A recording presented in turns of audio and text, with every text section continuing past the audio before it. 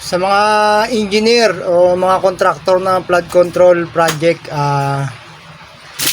so gusto kong makisawsaw kasi hindi na ba kayo nahihiya sa mga pinaggagawa nyo? Tingnan nyo yung mga bahay halos lumubog na sa baha, lalo na yung mga parteng Bulacan. Napasakit isipin na pinupunduhan tayo ng bansa natin, tapos ang napupunta lang sa project halos 30%, 45%, halos lahat napupunta sa kurap. Sana guys, magtulungan na tayo at dapat may mapanagot sa mga korupsyon sa DPWH.